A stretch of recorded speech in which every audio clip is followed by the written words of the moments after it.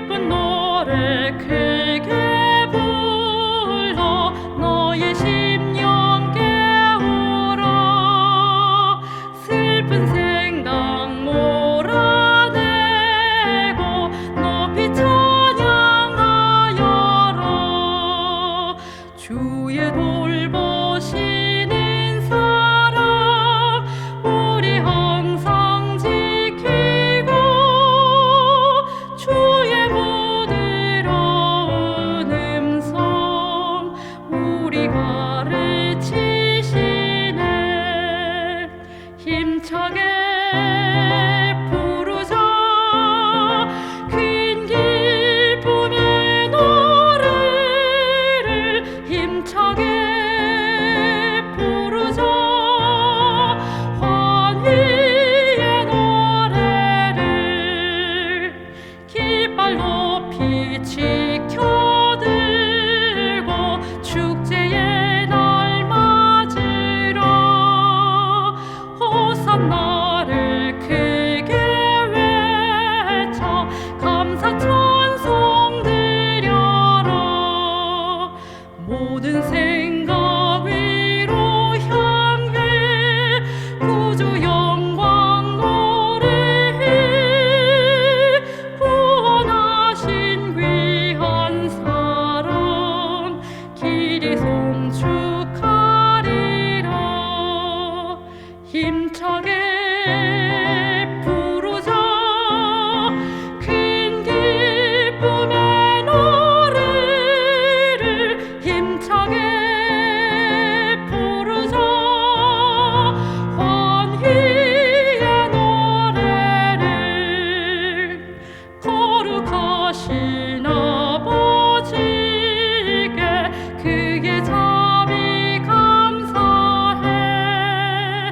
여기 모인 우리에게 하늘 기쁨 주시네. 구세주의 흘린 보혈 우리 구속하셨고 주가 성령 보내주사 우리 인도하시네.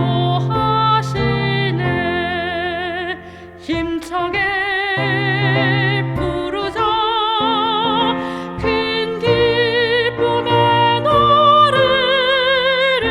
힘차게 부르자 환희의 노래를.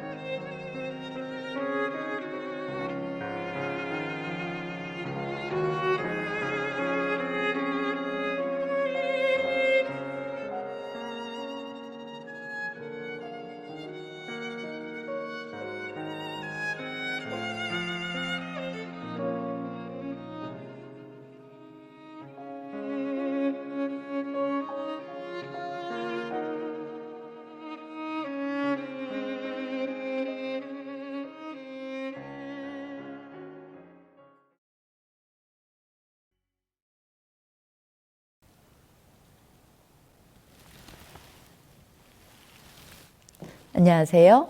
이 시간은 풍성한 관계 세우기라는 제목으로 말씀을 드리고자 합니다.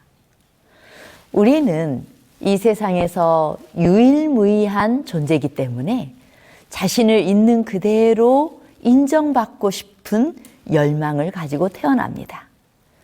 즉, 누군가로부터의 인정, 관심, 사랑에 대한 욕구를 가지고 태어나는 거죠.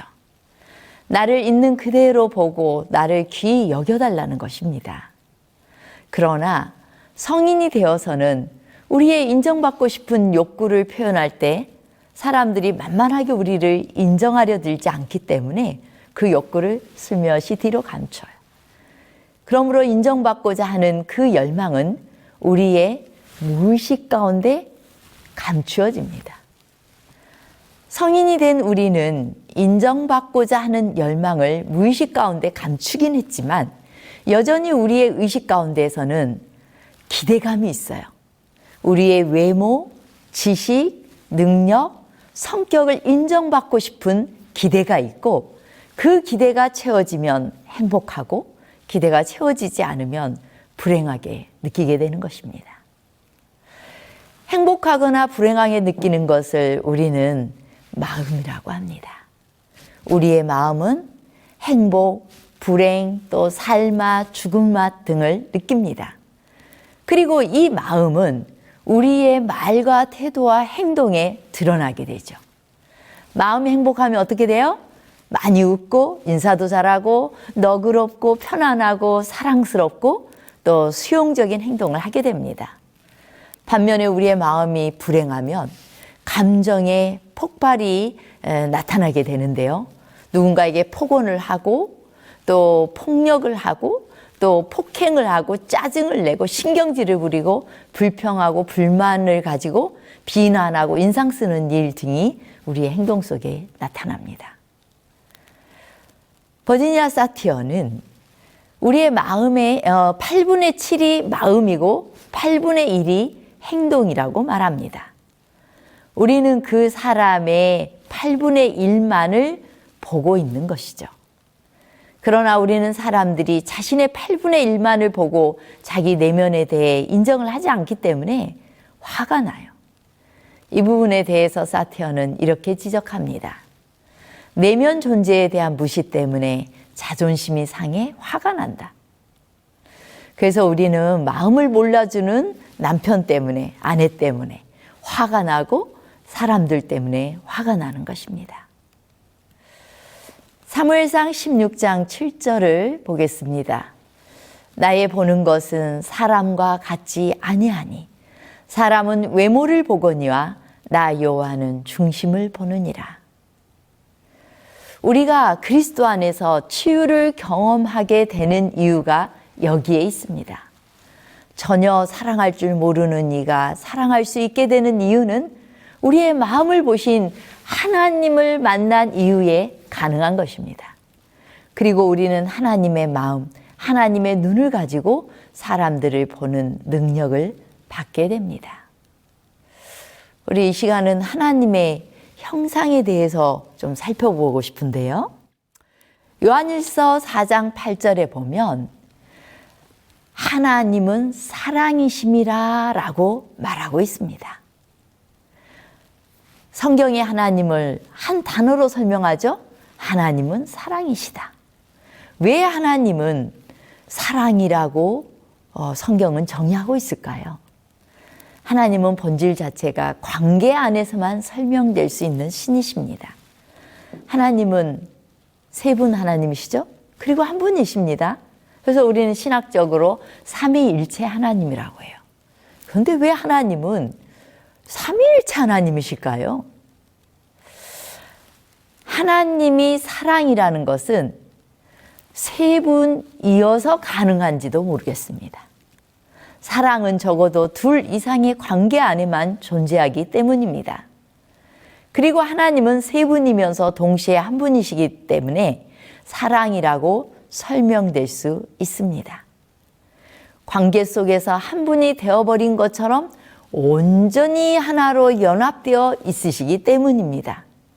삼위일체 하나님은 사랑의 관계 속에서 완벽한 기쁨과 행복을 아셨습니다. 서로를 존중하는 사랑 속에 하나 되는 기쁨이 있으셨습니다. 우리 세 분이면서 한 분이신 하나님은 하나님의 형상대로 사람을 만드셨는데요. 창세기 1장 27절입니다. 하나님이 자기 형상 곧 하나님의 형상대로 사람을 창조하시되 남자와 여자를 창조하시고, 하나님은 자기 안의 사랑을 누군가와 나누기를 원하셨어요.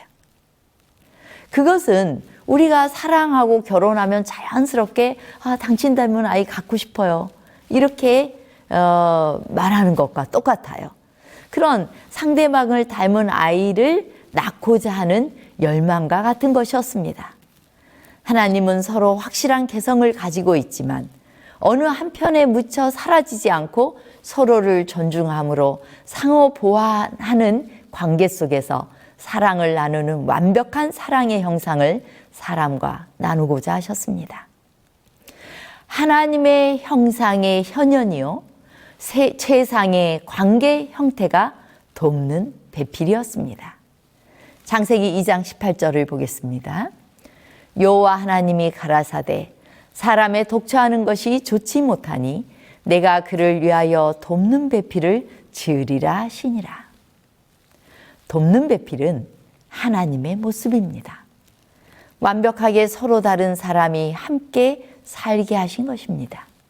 그것도 티격태격하지 않고 서로 사이좋게 완전한 조화를 이루면서 살게 계획하셨습니다.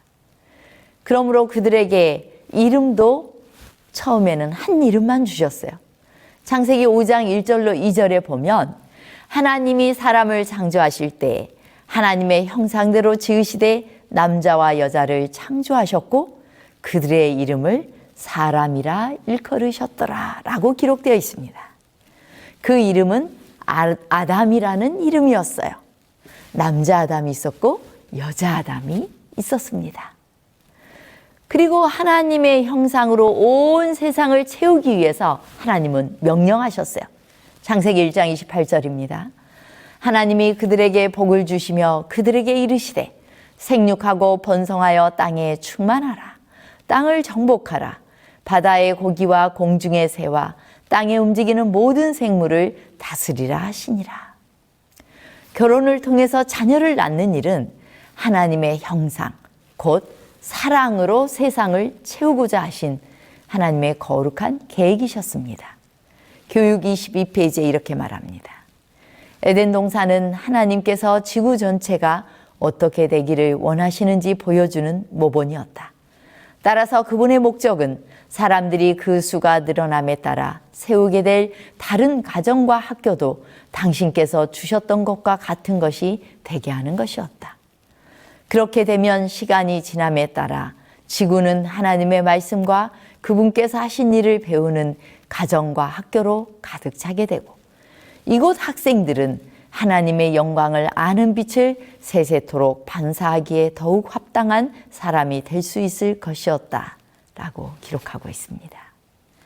우리의 자녀, 형제, 이웃, 교회 역시 하나님의 형상인 사랑을 나누고 하나님의 나라를 확장시켜 나가는 것, 그것이 하나님의 목적이었습니다. 그런데 그 아름다운 목적이 방해를 받게 되었어요. 때로 자신의 최선은 상대방에게는 최악이 되기도 합니다. 이것이 관계의 함정이죠. 우리들은 관계 속에 살고 있는데요. 그 관계를 맺는 데에는 세 가지 유형이 있습니다. 그 유형은 부부관계의 형태이기도 합니다. 첫째는 의존적인 관계가 있습니다. 이들은 행복을 상대방에게 의존해서 얻고자 합니다. 심한 의존의 관계죠. 자존감이 없이 누군가에게 기댑니다. 이 유형은 자신을 책임지며 상대방에게 유익이 되는 사람으로 준비시키기보다는 상대방이 자신의 모든 약점과 결점을 다 채워서 그저 상대방이 나를 행복하게 해줄 거라고 기대를 합니다. 의존적인 사람은 자꾸만 상대방에게 기댑니다. 오직 그 사람만이 자기의 인생인 것처럼 살아갑니다. 난 너 하나 바라보면서 살아왔어. 네가 실패하면 난 끝장이야. 당신은 나만 바라봐야 돼. 나 너 때문에 지금까지 참은 거야. 맨날 그만을 바라보면서 그가 잘해주면 행복하고 또 나에게 관심 갖지 않은 것처럼 느껴지면 온 세상을 잃은 것처럼 생각하는 것이죠. 그것은 상대방을 부담스럽게 만듭니다. 또 두 번째로 비난하고 다그치는 관계가 있습니다. 이들은 상대방을 비난하고 푸시합니다. 이 사람들은 상대방에게 대리 인생을 살게 해요. 이럴 때 당신 잘해야지. 그것밖에 못해? 그렇게 해서 성공할 수 있겠어? 이렇게 푸시당한 사람의 마음은 어떨까요? 사람은 4개의 약점과 5개의 강점을 가지고 살아갑니다. 이 말은 강점이 더 많다는 거죠. 반면에 약점도 있다는 거예요. 그래서 우리는 더불어 살아가는 것이에요. 근데 그것을 인정하는 대신 상대방에게 모든 면에서 완전하기를 바란다면 우리는 끝없이 상대방에게 뭔가를 요구할 것입니다. 그런 관계에는 평안함이 없죠. 세 번째는 서로 돕는 관계입니다. 이미 읽은 대로 창세기 2장 18절에는 하나님께서 사람에게 독초하는 것이 좋지 못하니 그들을 위하여 돕는 배필을 지으리라고 말씀하셨어요. 재림교회 성경주석은 돕는 배필을 그의 필요에 적절한 그를 보완해 주는 배필이라고 정의합니다. 우리가 결혼한 이유와 이혼의 이유가 동일할 수 있다는 사실을 아십니까? 자, 나는 그 사람이 자기 주장도 강하고 또 자기 주관이 뚜렷해서 결혼했어. 그런데 이혼할 때는 그 사람 지나치게 자기 권력을 휘두르고 자기 주장이 세서 나는 도무지 못 살아서 이혼했어. 똑같은 이유죠? 그 사람은 경제력이 튼튼하고 돈을 잘 버는 남자라서 결혼했어. 근데 이혼할 때는 뭐라고요? 그 사람은 맨날 일만 하고 나하고 가정에는 관심이 없어. 그래서 난 이혼할 수밖에 없었어. 또 그가 정말 과묵한 것이 매력적이어서 난 결혼을 했어. 그런데 살아보니까 말도 안 통하고 너무 답답해요. 그래서 대화가 안 돼서 나는 더 이상 살 수가 없어서 이혼했어요. 어때요? 결혼의 이유와 이혼의 이유가 같죠? 나는 그녀가 정말 조용하고 순종적인 형이어서 결혼을 했어. 이혼할 때 뭐라고 해요? 너무나 따분하고 모든 걸 다 나에게만 의존해서 난 같이 답답해서 못 살겠어서 이혼했어요. 나는 그녀가 너무나 매력적이고 아름다워서 결혼했어요. 그녀는 맨날 거울 앞에만 앉아있고 살림은 도통 관심이 없어서 더 이상 살 수가 없어서 이혼했어요. 이 너무나 멋져 보이던 모습이 결혼 후에 안 좋은 면만 부각되어 보일 수 있는 것입니다. 건강한 인간관계는 독립되어서 서서 한 곳을 바라보는 것이에요. 돕는 배필은 상대방의 약점을 감싸 안습니다. 자신의 강점은 상대방의 약한 부분을 보완하기 위해 존재합니다. 서로의 단점을 감싸 안는 부분은 또 그런 관계는 다릅니다. 이 어두운 상대방의 그 약점, 또 어두운 골짜기를 감싸 안을 때 우리 관계 속에서 문제가 생기더라도 그때 약간의 흔들림은 있을 수 있어요. 하지만 이 관계가 쉽게 와해되지는 않는 것입니다. 그리스도인의 마음과 품성과 인격에 이렇게 말합니다. 각 사람의 마음은 그 나름대로의 특이한 약점과 강점이 있다. 한 사람의 마음이 다른 사람의 결핍을 보충해 줄 것이다. 만일 모두가 일치되게 일하고 의무를 알기 위해 사람 대신 하나님을 바라보도록 격려를 받는다면 그들은 하나님의 성령의 인도하심 아래서 발달할 것이며 형제들과 연합된 가운데 일할 것이다. 한 사람이 다른 사람의 부족한 점을 보충해 줄 것이다. 돕는 배필의 정신은 십자가 정신입니다. 로마서 5장 8절에 보면 우리가 아직 죄인 되었을 때 그리스도께서 우리를 위하여 죽으심으로 하나님의 사랑이 확증되었다라고 말하고 있습니다. 결혼은 자기를 부인하고 철저하게 헌신하는 것이며 이것은 예수님의 십자가 정신입니다. 오드리 헵번은 1929년에 태어나서 1993년에 세상을 떠났습니다. 그는 두 아이와 함께 살면서 유니세프의 평화대사역을 수행하기도 하고 기아에 허덕이는 세계 오지의 어린아이들 구호하는 일에 앞장서서 일했습니다. 오드리 헵번은 대장암 수술 후에 치료를 받다가 1993년 1월 20일 스위스 자택에서 63세 일기로 평화롭게 숨을 거뒀습니다. 유니세프 회원으로 활동해온 오드리 헵번은 인생 후반의 몇 년간을 기아에 허덕이는 아프리카 어린이들을 돕는 데 자신을 바치고 그것을 인생의 목적으로 삼았습니다. 그녀는 유니세프 친선대사로 죽을 때까지 50번 이상 제3세계를 방문했습니다. 오드리 헵번이 죽기 1년 전인 1992년 아들 쇼에게 남긴 말이 있습니다. 매력적인 입술을 갖고 싶다면 친절하게 말해라. 사랑스러운 눈을 가지고 싶다면 사람들 안에 있는 좋은 점을 보아라. 날씬한 몸매를 원한다면 내 음식을 배고픈 사람과 나누어라. 아름다운 머리카락을 가지고 싶다면 어린아이로 하여금 하루에 한 번 그 손가락으로 내 머리를 쓰다듬게 하라. 마음의 평안을 얻고자 한다면 난 결코 혼자 걷지 않음을 알면서 걸어라.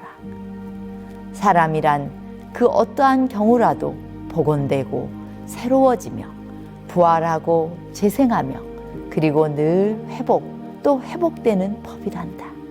그 누구도 결코 버리지 말아라. 기억해라. 내가 도움의 손길이 필요할 때면 바로 내 발 끝에서 그 손을 발견하게 될 것이다. 살며 나이가 들다 보면 넌 자신이 두 개의 손을 지니고 있었다는 것을 발견하게 될 것이다. 너 스스로를 위한 손 하나와 그리고 다른 사람을 돕기 위한 손 하나를 늘 지니고 있었다는 것을. 어느 날 한 랍비가 학생들에게 질문을 했습니다. 밤이 끝나고 낮이 시작하는 동틀역 시간을 너희들은 어떻게 정할 수 있겠니? 한 학생이 말합니다. 저 멀리 보이는 개와 양을 구별할 수 있을 때입니다. 아니다. 또 다른 학생이 이야기합니다. 무화과 나무와 포도나무를 식별할 때입니다. 랍비는 또 아니라고 이야기해요. 그러시면 우리에게 말씀해 주세요. 학생들이 조르자 랍비는 말합니다. 사람의 얼굴을 바라볼 수 있고 그들을 마치 너희의 형제 자매같이 넉넉히 알아볼 수 있을 때이다. 그러기 전까지는 어둠이 여전히 우리에게 드리워 있는 것이다. 요한일서 3장 14절에는 우리가 형제를 사랑함으로 사망에서 옮겨 생명으로 들어간 줄을 알거니와 사랑치 아니하는 자는 사망에 거하느니라 라고 말씀하십니다. 자신의 강점으로 상대방의 약점을 보완하고 감싸 안으면서 서로 사랑함으로 생명을 누리게 되시기를 바라며 말씀 마치겠습니다.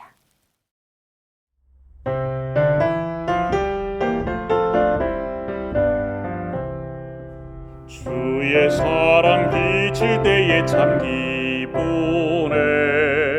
근심 걱정 물러가니 참 기쁘네. 기도하게 하시며 모든 사랑 비치니 참 기쁘네. 그 큰 사랑 내 맘속에 찬란하게 비칠 때에 찬송하네. 그 큰 사랑 내 맘속에 화평함과 기쁨 주네. 그 큰 사랑 주의 사랑 비칠 때에 이 세상은 아름답고 유쾌하게 다 뛰노네. 화평 중에 내 영혼 영광스런 새 생명 다시 찾게 되었네. 그 큰 사랑 그 큰 사랑 내 맘속에 찬란하게 비칠 때에 찬송하네. 그 큰 사랑 내 맘속에 화평함과 기쁨 주네. 그 큰 사랑 주의 사랑 비칠 때에 이 세상은 어둠 슬픔 증한 짐이 다 없겠네. 우리들의 가는 길 밝히 비춰주시며 복을 받게 하시네. 그 큰 사랑 그 큰 사랑 내 맘속에 찬란하게 비칠 때에 찬송하네. 그 큰 사랑 내 맘속에 화평함과 기쁨 주네. 그 큰 사랑 주의 사랑 비칠 때에 그 광채가 쇠함 없이 우리 들러늘 비치네. 세상 모두 이기고 전국 생활할 때도 주의 사랑 비치네. 그 큰 사랑 그 큰 사랑 내 맘속에 찬란하게 비칠 때에 찬송하네. 그 큰 사랑 내 맘속에 화평함과 기쁨 주네. 그 큰 사랑